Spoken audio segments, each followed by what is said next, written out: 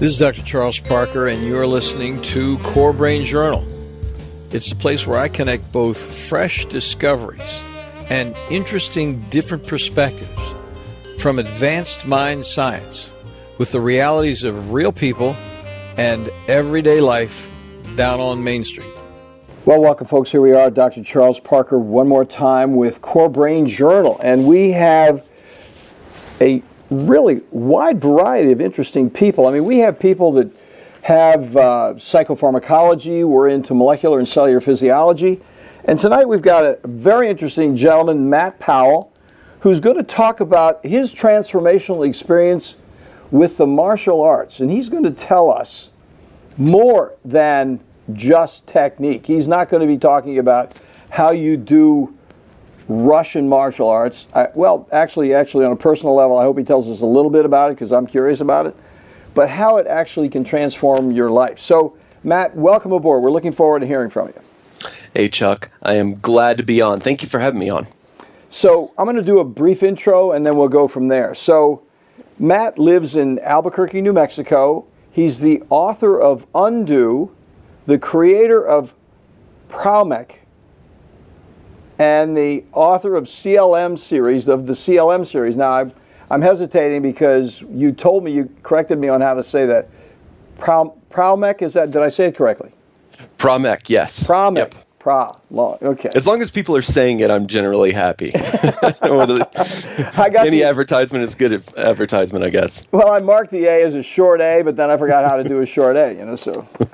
Anyway, so we were talking a little bit about jiu-jitsu and so on and so forth, but I want to hear what you're actually doing. You do self-improvement, and you've taken your experience in the martial arts to go down in the direction of human motivation and human emotion as it goes into motivation, and have 5 industry-leading books, 24 instructional videos, hundreds of online tutorial videos, and is featured on TV and in magazines around the globe. So Matt is respected internationally for his works on learning and teaching. So Matt's going to tell us how the martial arts took him down that road. So go ahead, Matt. Tell us a little bit about yourself personally and how you went down this very interesting path.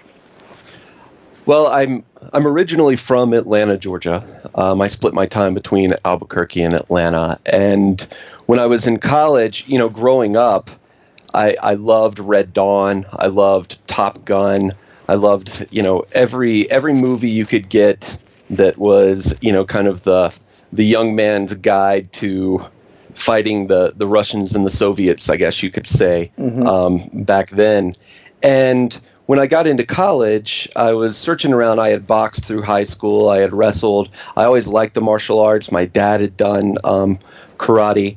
And so I loved the martial arts, but I couldn't find anything that stuck. And so one day I was working in my college job, and, it was the days of dial-up. And so, at the job, they actually had DSL, so you could actually look up things and not wait 10 minutes for a page to load. And I started searching around. I was looking at, a bunch of Russian, tanks and just things like that, kind of reminiscent about when I was a kid. And I saw this thing, Russian martial arts. And it was, the martial arts of the Spetsnaz. And I was like, what is this? Are these guys just getting drunk and like beating each other up on vodka or something? Like, what is this mess? And so I kept reading it, and, some of the concepts were very interesting. I never liked a lot of structure and, the things that I had found in my earlier martial art terms, and that's why I ended up in boxing and wrestling, because they were a little bit more creative and not as structured. And some of the things that I was reading spoke to me, and so I was looking at the different ones, and I emailed the 2 prominent systems that were at the time, one called Sistema, which was a guy named Vladimir Vasilyev, and one called Ross, which was a guy named Scott Sonnen. And I emailed them both, I guess it was like late 96, early 97, and I said, I'm interested in, what you're doing. Please contact me back. I'll buy some videos. I want to check this out. And so Scott emailed me back immediately because, at that time. He just kind of lived on his computer. And Vladimir emailed me back, days later, because he couldn't really write a whole lot of English at the time. And, it's one of those kind of sliding doors types of things. What would have happened if I had gone in one direction and not the other? Systema was very, free form and flowing, and Ross was more scientifically based around Sambo. And so I just started going to these seminars, and next thing I know, it had been a couple of years, and I'm, leading this big group in Atlanta, learning Ross. And the entire time, these videos started leaking out from Russia of this old gray-haired man that was just beating the crap out of everybody that touched him, and he's drawing, levers and mechanics and screws and all this stuff up on these walls. And I was like, who is that? And nobody ever talked about him. And I had two older students that were former military intelligence guys. And unbeknownst to me, they started contacting that school over in Russia. The guy's name was Alexei Kadishnikov.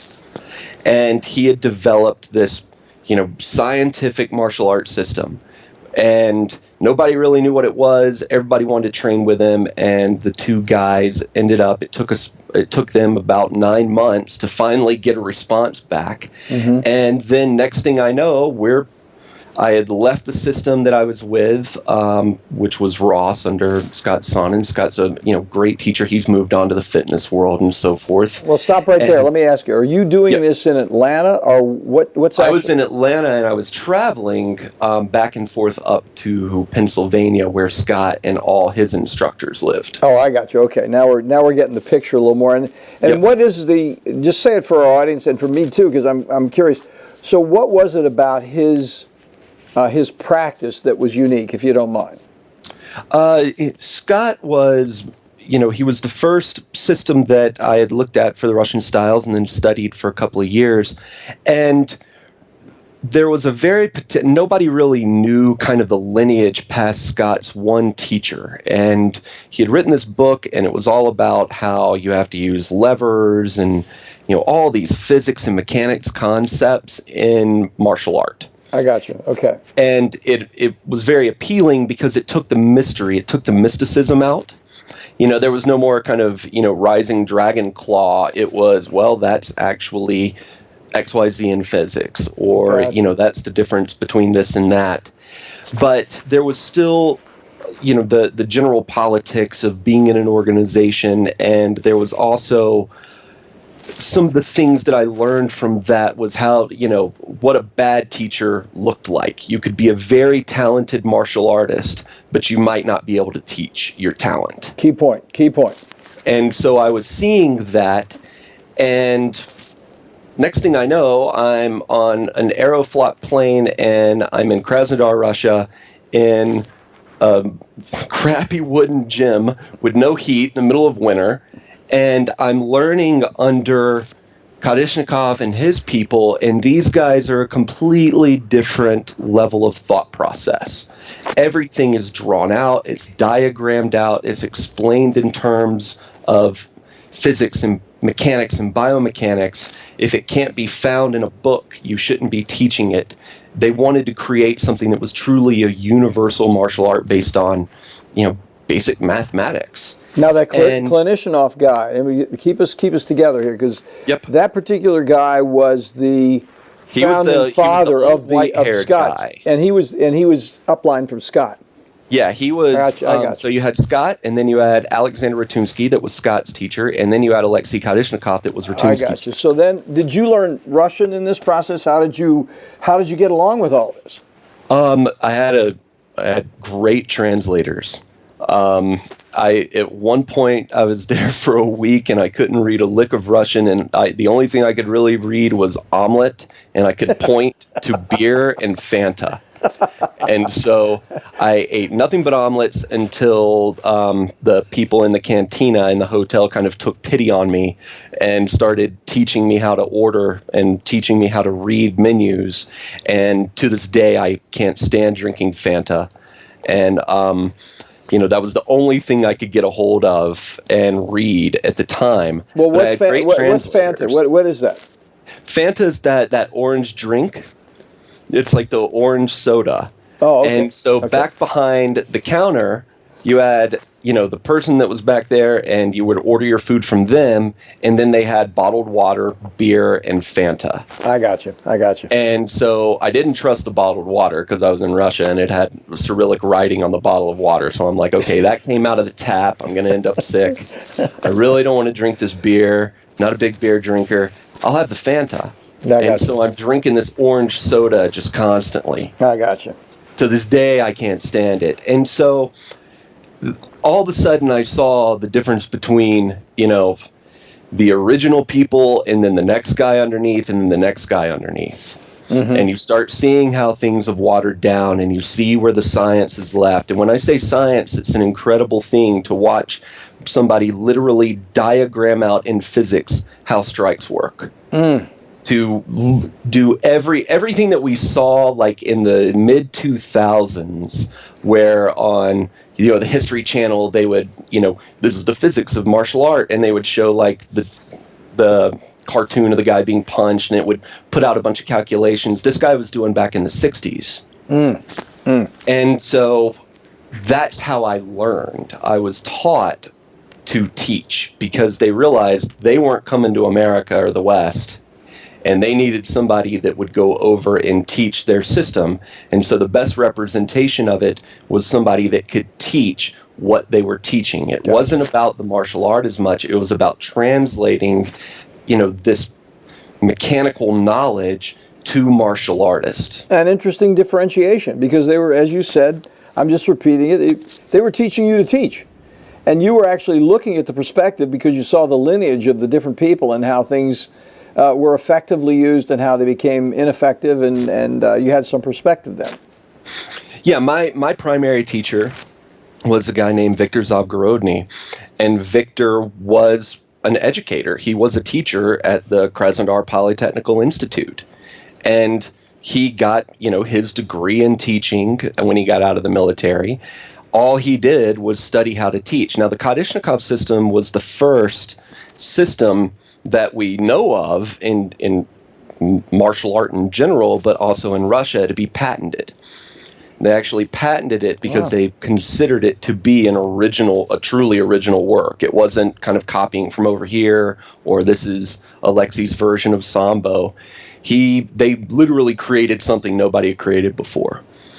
And so I was taught to teach the system, and then taught to demonstrate the system, and then be able to perform the system. So I had to be able to teach it, I had to be able to demonstrate it, and then I had to be able to use it to fight. Interesting.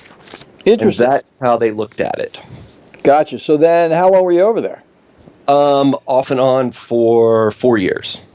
Wow, that's a long tour. You had a long tour. Now, they do the same kind of belting system that you have in martial arts in general. I mean, did they the same colors, or did they do belts, or how did they do the advancement? There was no belts. They basically it was competence testing to be able to get to the next level. So you had to be able to write it all out and diagram it and show why you were teaching this. Then you had to be able to demonstrate it. Then you had to be able to do it while fighting. Oh yeah. And they had levels of knowledge. So, you kind of had a level 1, and here's all the movements, and here's, the techniques, and here's the science behind them. Show that competency, move on to the next one. But it all just kind of built on each other. And when your teachers are 3,000 miles away and they speak a different language, and you're teaching in the U.S. like I was, going around setting up groups and teaching everywhere, and I've got all these different martial artists coming through my courses, starting to learn, and they're influencing me. Things kind of change over time, and things that culturally were understood in Russia were not culturally understood in America. How would that apply to your audience over here? Give me an example so we could see what the implications of that were when you were talking. So, for example, if you look at, the best way that you could really put it is they said, you don't understand the nagaika, which is a short whip. Mm-hmm. You understand a lasso. You don't have these things that we use over here because they're not culturally a part of the weapons that you've developed over time. And so there's no reason for you to go over to America and try to teach Russian weapons that no one has in their home, no one ever gets access to, and you're not Russian, so this doesn't really culturally touch you anyway. And so Pramek, the name, Pramek, when I decided after a lot of thought and heartache and tears and glasses of whiskey, to leave the system. I wanted to, I felt like we had gotten to a point where it's not that we had learned everything that we could learn, but we weren't going to learn anymore in a timely fashion. We could always go back and pick things up, but we needed to develop something that was truly American. And so I emailed over and I said, look, I want to leave. And then there were a series of phone calls and they said, what are you going to call it? And I said, I don't know. And the system over there was called Kadishnikov system, named after Alexei. He was the creator. And he said, maybe you're trying to do what I was originally trying to do before it became about me because I was the creator. So maybe you ought to call it Pramek. And Pramek was the original name of the Kadishnikov system. And so he said, you're trying to go where we're trying to go. You're trying to use practical mechanics to explain all of this and teach it to people. Maybe you should call what you're doing Pramek. And a lot of people over time, when they leave systems, they try to distance themselves as much as possible. Like, I created all of this. I came up with all of this. Yeah. And I've never been one to do that in general in life, but also the impact not only on myself but on the martial art world as a whole that they had. I said, as an homage to you, I'm going to use that name. And so we used that name and developed Pramek into, I would say now when you look at Pramek, it is still a lot of, science is universal. I mean, you don't go to Russia and biomechanics change. You don't go to China and mechanics of what is happening with a strike and, the difference between, contact and impact and these things. These don't change. These are things that are in a book. And so our science is still, around probably, our mechanical science is still about 90% of what they used and taught just because it's universal. But our combatives and fighting is maybe 10% at this point. We just took the science into a completely different direction, started creating our own things and developing them.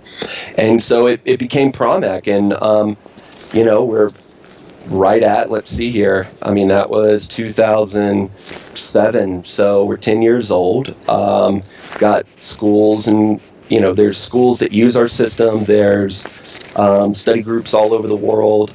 I recently, to focus on, you were talking about the CLM, to focus on that, we have one of our senior instructors that has just an incredible martial art background. He's taking over one part of the system. We have another guy that he's a PhD in adult learning and, a well-known martial arts guy. He's taking over another part of the system. So, we're expanding it out and creating more of an organization. But it's been an interesting ride to go from the wilds of Amish land in Pennsylvania in 97 to, the gems of Russia, back to here to everything that we've done. It's been an incredible learning experience. Sounds so interesting. Now take a moment to tell us what the acronyms are. Let's hit undo and CLM. What do those acronyms mean? So one of the things that I always told myself is that if I ever got good enough, I would never be a bad teacher. And, bad, like I said, you can have all the talent, but you can't teach your talent. That I figured if I ever understood this well enough, I would create a way of teaching martial art teachers. Because you can go to school and you can learn to teach kindergartners or 12th graders. You can, there's an education system for that, about how to teach other human beings. In martial art, it's my teacher taught me this way, his teacher taught him this way, this is the way that we teach. And so it just wasn't, it's not the same as the way that you teach in school, but a lot of the principles are still there. So I started finding, at this point I've taught all over the world. I've personally taught thousands of people, that there were certain things that made people learn faster than others. And if I could, especially when you're talking about, mechanical learning of actually using your hands to do things. And there was so much science behind it that I really had to start kind of digging into it. And so I started looking at, how do we do this? And I polled all of the different students. I started writing, I had copious amounts of notes. And so CLM stands for Conceptual Learning Method. Mm-hmm. And so it's based off of understanding the concept of what you're doing and the mechanics that make it up, not the technique. If that makes sense. Yes, definitely. So it's not, so it's not about, it's not about do technique A to throw somebody. It's the concept of what you're doing is this is a mechanical interaction between two people. You are subject to the laws of gravity, you have a center mass, you have a load bearing, you have all these different things that are going on within this interaction. That's the concept of what you're doing, is you are removing equilibrium. And the expression of that concept is the throw. So if I teach you the throw, then I am teaching you the technique and the neurology of that throw. And the moment there's a lot of schema, there's a lot of variation to what you're doing in resistance from the other person, your technique is going to suffer immediately. So instead, if we teach you around the concept of what you're doing through mechanics and physics and biomechanics and so forth, then I can get you there, and I can get you there in a way that fits you and the way that you do things, that obeys the laws of science, that are universal, but also gets you to the end result of where you're going. And so the first book that we did, or that I always say we, but it was that I wrote, it was called the EPL. So that's Efficient Perceptual Learning. And so, it's based off of the perceptual learning model of, not digging in there and 2 + 2 = 4, but understanding the concept, of looking at your fingers, being able to visualize what's happening, and created a process out of that goes back to, the basics of how we learn, which is, cognitive versus associative. Anybody can watch a movie and see the martial art techniques. You got that cognitive learning. Then you move to associative, where you actually do the technique and you have an end result from that. So now we have that associative part.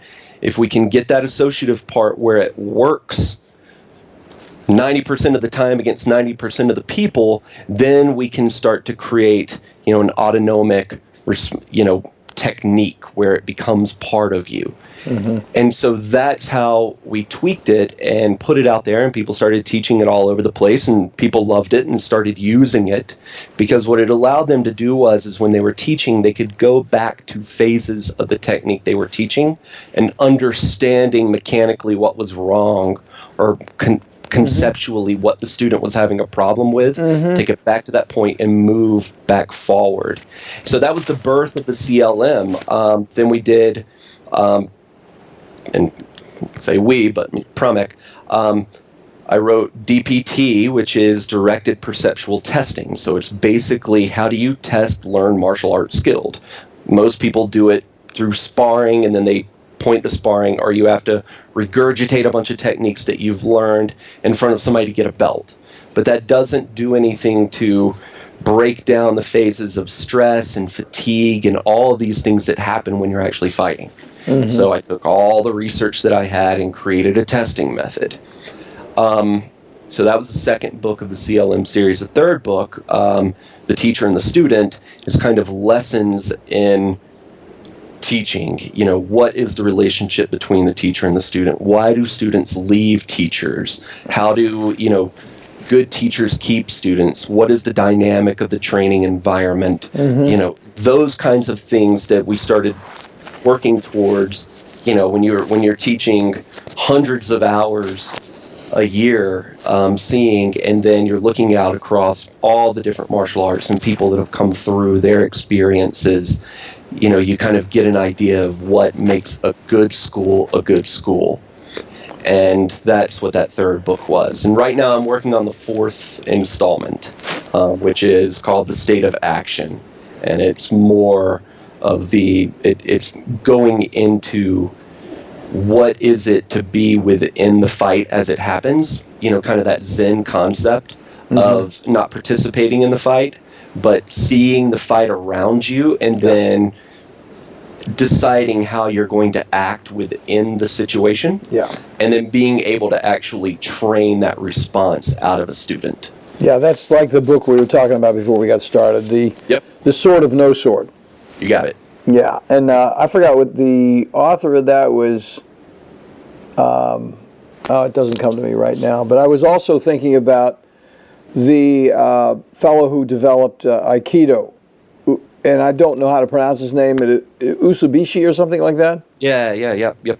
And it sounds so similar because he had that, it sounds like he had the larger picture. He didn't have it as well organized as you do. I don't know that much about the martial arts, so I'm not trying to misrepresent myself by any means. I'm just talking as a novitiate with this, with these issues that you're talking about, because I'm having these associations as you're talking. I was thinking about his name. I think his name is Moriai Usubishi or something with Aikido, which they call the most spiritual of the martial arts. As soon as you say spiritual, then you're talking about transformation, you're talking about process in the larger picture, the sword of no sword and all that sort of thing.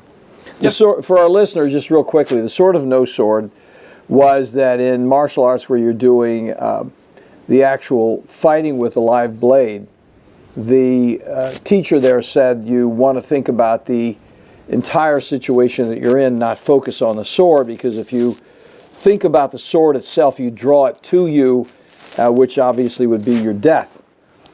So you don't think about the sword itself, you think about all the peripheral aspect of it. Of course, you don't lose focus on the sword, but you don't focus on it entirely. Because if you do, then you draw it to you, and which is the big picture. That's why I referenced that book. Yeah, it's an interesting when you look at and you've got an educated audience, so sometimes I go on interviews and I really have to figure out exactly how to phrase things. But when you look at we go to what we know, and in the fight we go to what we know. And so when you look at signal anxiety and you start to look at panic and you start to look at the things that happen when people get caught in various kinds of feedback loops where they are doing the same technique over and over and over again and it's not working, and you start to look at those things, and it's generally because you draw the sword to you. You become so focused on what you know that you get locked into that situation. And that's fine when you're trying to fix the sink. And so, you're underneath there and you've got the screwdriver and you just keep doing that one thing over and over, and you finally go, oh, wait a minute. I need this ratchet tool. Why have I been doing this? There's a better way to do it. You don't have that time in an altercation. You don't have that time in a life or death situation. And so it's about, training people not to get, dialed in and just, tunnel vision on the proverbial sword, and instead, teach people to be more adaptive. And if you're only taught technique, you will keep trying technique. If you're taught the concept of a lever, if you're taught the concept of human equilibrium, if you're taught these concepts, you'll go to the concept and you'll adapt the concept to the situation. You won't keep repeating the same technique over and over and over again. Now, Matt, this is the reason. I didn't know this before I talked to you. This was kind of lifting out of your bio, so it's here now before us because we're talking about it. But the whole concept of technique on the larger picture, I mean, it's so applicable to what our audience deals with in terms of treatment failure. Because one of the big things we have over in mind science is we're locked into formulas that are limited by definition. They're limited by diagnoses which are superficial and behaviorally based and have nothing to do with brain function. And then we use pharmaceuticals based on those inadequate diagnoses. And that is one of the big reasons we're having so much trouble. Everything you're talking about right here is direct application in core brain activity, because what we're doing is we're really trying to get deeper into the larger picture so we can actually come up with some ideas about how to approach this this battle, this enormous challenge with people who are in treatment failure. It's, when you have a lot of students over 20 years, and I mean, that's nothing compared to the years you've been in your practice and so forth. But you see everybody from, soccer moms to special forces units and whoever it is. And you see the problems that, it really doesn't matter. It all comes back to the way that the brain works and the way that the body expresses what the brain wants to happen. Yeah. Well, the brain or the mind. Mm-hmm. And so one of the things that, over time, I had a friend of mine develop a rare form of cancer. We were childhood friends, and I didn't know that he had been studying PROMEC because we hadn't really talked in years. And so my brother met up with my friend, and they were more friends than I was because they lived in the same town. And he said, you ought to call Barry because he's been studying PROMEC and he's really embarrassed because he's bedridden with this cancer and he can't really do it anymore, but he just wants to talk about it, but he's embarrassed because it's not like he can really talk about it anymore. He doesn't do it. Mm-hmm. And it started this series of conversations over about a year between myself and Barry. And, Barry was on death's doorstep, a number of times, and he finally lost a battle with cancer. But, we would be up late at night and just talking. And, he would pass out for long periods of time from drugs, come back to, and we keep talking. And he kept telling me, you look at what you've developed, look at what you've done, and, are you going to be happy if you end up in my situation knowing that the only thing you've done is to teach people how to punch somebody in the nose better or something like that? Like, is that enough for you? Because there's more to this if you'll just apply it. And I started, about 2 years later, I was driving down to the beach house that I went to in Florida, and it just kept coming back to me and kept coming back to me. And I had all these different ideas. So I went down there and I just started writing all these different books, none of which had to do with martial art. And next thing I know, I'm in the middle of this personal growth, self-help mindset of how do I take all of these lessons from teaching all these thousands of people and doing all this stuff? How do I take that and apply it to, Joe Sixpack, who just wants a better life, and he's got some things going on, or he has some filters that he's not seeing, that, people talk about filters, but when you see the filters that happen to somebody in a violent situation where, they see everything through what happened to them when they were spanked when they were 8. And so if they are dealing with an older adult male, you can have the toughest guy. If he's dealing with an older adult male who talks to him like his father did and acts in the same mannerisms, you will see that young buck who knows how to fight shut down. Mm-hmm. Because he has to start trying to go through years of filters to get back, and he's losing time, and time is what wins fights. And so, the more effective time that you have in the fight, the more likely you are to win. So the longer you're on defense, trying to deal with, all these things that happen to you, for women, rapes or sexual abuse or whatever these things are, even their father spanking them, all these things started to come into play, and that became a major part of PROMEC. Was, you have the open side of the martial arts, which is the mechanics and the techniques, but you have that inner side, the psychology and the neurology that's going on, that you get if you want to look at it, you get a very, very good idea of what's going on in people because you're looking at them under the most stressful situation they can possibly be in, which is physical violence. And how do you break that? And so that's where I started moving, was trying to take all these lessons and move them into this direction to help people kind of get past those filters in their everyday life and create some methods that would help people do so. Well, let's jump into that reality. We've had a very good foundation here. We've been to Russia and through Pennsylvania and a variety of martial arts discussions. So then how does that apply to what you're doing now in terms of human transformation? The first thing that I worked on was I kind of had to exercise my own demons a little bit and kind of think through. I'm a huge fan of like Buckminster Fuller and Werner Erhard and people like that. That, you know, I really had to kind of break through kind of where do the people that I've learned from end and where do I begin, and kind of get past my own filters. And so I wrote this book called Opening Case of Life. And it was, 8 things that I had learned over, 20 years that were kind of like these big questions that people face, that I was like, okay, here's these things that I've learned from martial art masters and personal growth people and doctors. Let me write this book. And so it was kind of just if I died today and my child needed a book in 10 years to look back and go, what would Dad say in this situation? It would be that. And so it was more about, I'm huge on communication, communication with yourself, communication with the outside world, because in, martial art and combative training, you find that, that communication gives a lot of cues for yourself and also what the other person is going to do.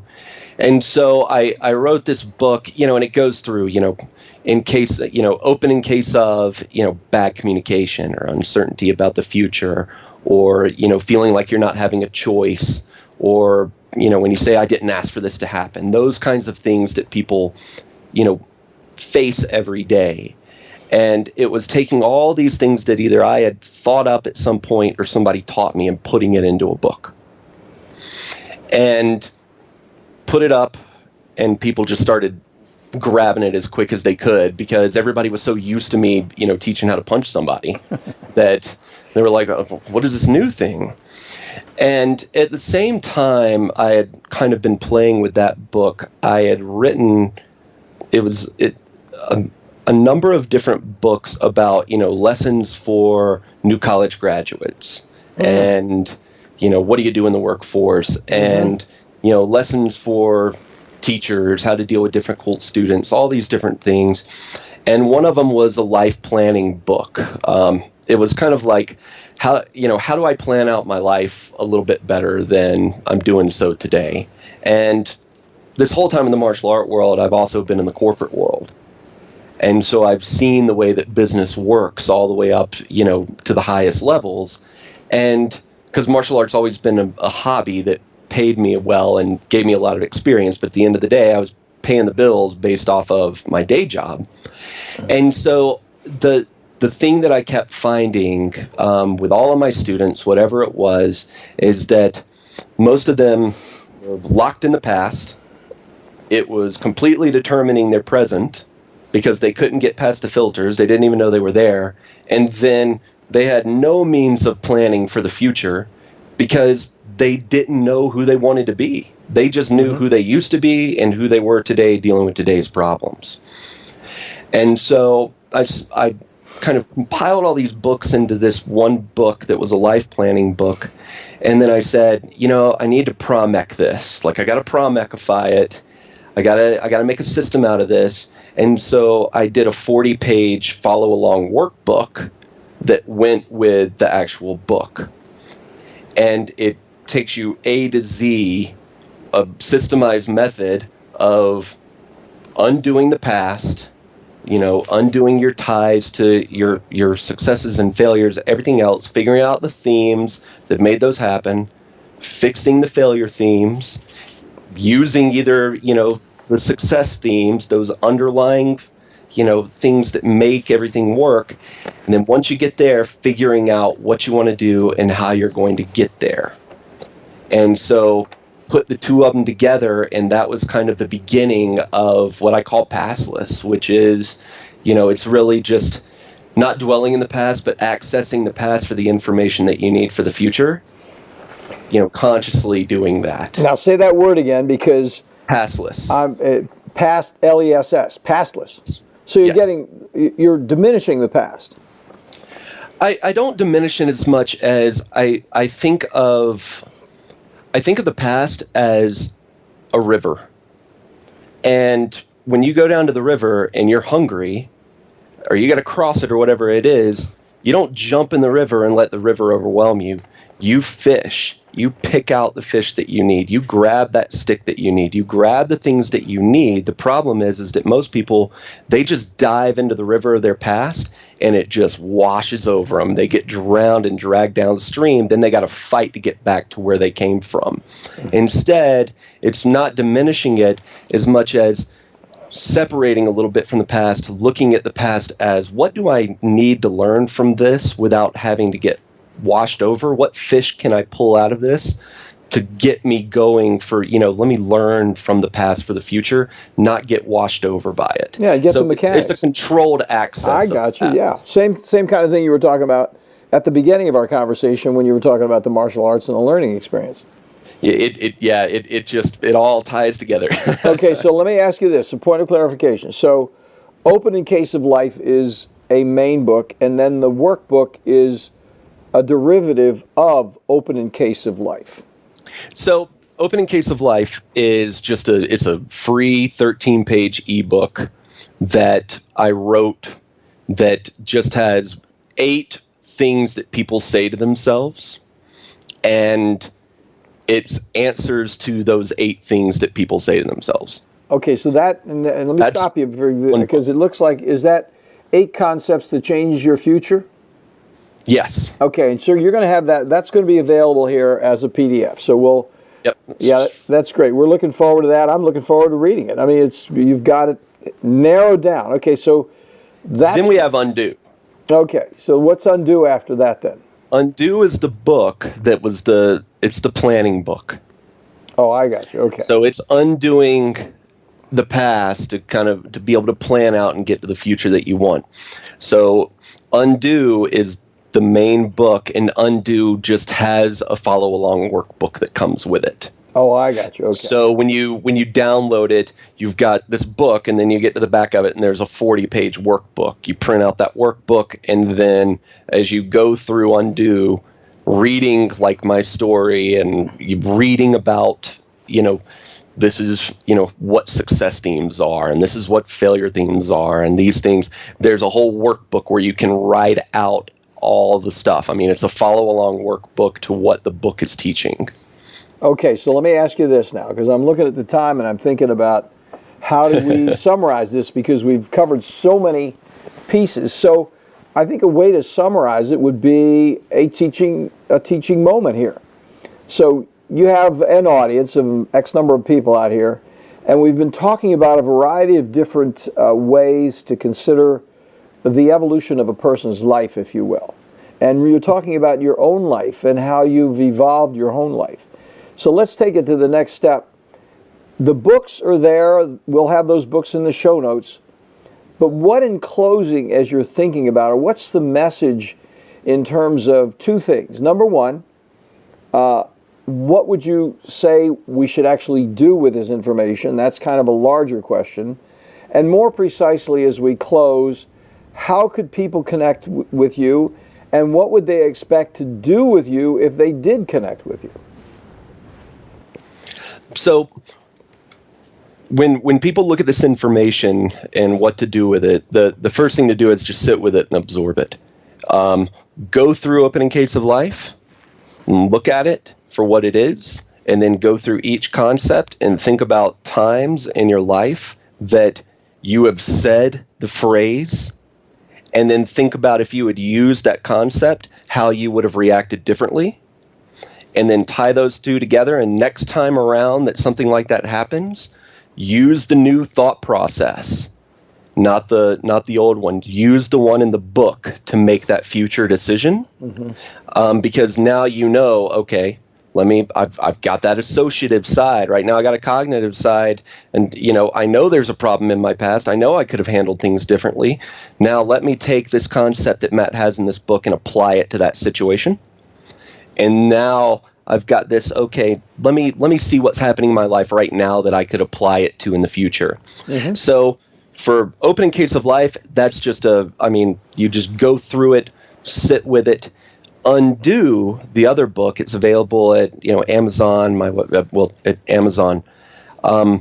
Undo is a little bit different. Undo is one of those that it's uncomfortable. Everybody that reads the book and then does the workbook says two things. I'm really glad I did it, and it was extremely uncomfortable to do it. It's not a rah-rah book. It's not a cheerleader book. It's a teammate book. And, I'm not coach. It's not a coach.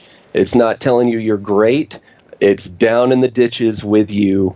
This is how you can do this. And if you read it and you do the workbook at the same time, you'll find it extremely challenging, because you're going to have to really hone in on the things that you really want in your life and the things that you failed at, and you have to own your failure, but then realize there are things that you can do better. And then you go through that. Then if people want to connect with me, they can. I'm all of my social media, from Facebook to Twitter to Instagram, is I am Matt Powell. So it's just, you just type in whatever it is and it comes up, I am Matt Powell, and there I am. And if people want to connect with me, just contact me through social media. They can go to passless.net. That's PASTLESS.net. I've got a blog that I update weekly over there. They can go there. They can read the different things that I'm writing about, whatever it may be, and connect with me if you just need some advice. You're going through Undo and you kind of a little bit questionable on it. Just holler at me on email or Facebook or wherever. If you've got a group of people that you get together with, and you're like, oh, it'd be great to have Matt come in and kind of walk us through this, or teach it or speak. I'm glad to do that if we can make it work. But the website is passless.net, and you can also, all of my social media. So if you're on Facebook or Twitter, Instagram, whatever it is, it's I am Matt Powell. Now when you say I am, it's the letter I am. A-M. M-A-T-T. Got you. Just double checking, because that's because I'm going to have to write it out when I do the show notes, and I just want to make sure I'm doing you the service. I don't want to screw that up. But what I would do is I would look it up anyway. I would Google it and see what's going on. But most people, if they Google Matt Powell and martial art, or Matt Powell, and Google's just going to fill you up, and you'll learn more about me than you ever wanted to learn, and you can kind of find it from there.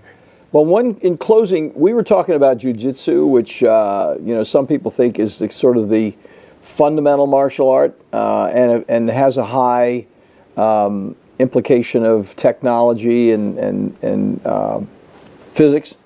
What's your thought about the relationship between what you've done with your work and jiu-jitsu? I think that there is, if you look at Pancratia, the ancient Roman art, that even today, you have boxing, you have kicking, and you have grappling. Depending on how you define grappling, it might be wrestling, stand-up wrestling, or whatever it is. That I think jiu-jitsu is about, outside of, if you're just looking to study an art, jiu-jitsu is one that you can study your entire life, and you can remain physically relatively unharmed, versus other arts that are much harder, like judo, that has really hard strikes and really hard throws. Jiu-jitsu is much softer. You can do it, and it's a lifetime study, and it's a lifetime mastery. It's one of the keys to true martial art capability, because you have to be able to box, you have to be able to throw, you have to be able to kick. So it's one, it's just one of the three elements that you have to be able to have. But when I look at Promec, and then I know a lot of the guys in jiu-jitsu community. Our Promec's head of martial art instruction is well known in the jiu-jitsu community. That Promec was created to make jiu-jitsu better, not to replace jiu-jitsu. When jiu-jitsu, they have an understanding of levers that's incredible. Now, whether they understand class 1 lever, class 2, class 3, do they understand human equilibrium, load-bearing areas, all these other things that are happening within it, that's where they bring Promec, and they make a study of Promec to make their jiu-jitsu better. And if they want to make the instructor or the teacher better, then they turn over to the CLM and they say, hey, instructor or teacher, read this and then teach according to it, and your jiu-jitsu is going to be better. But it's never will be, never has been a replacement for something like jiu-jitsu. Brazilian jiu-jitsu is an incredible art.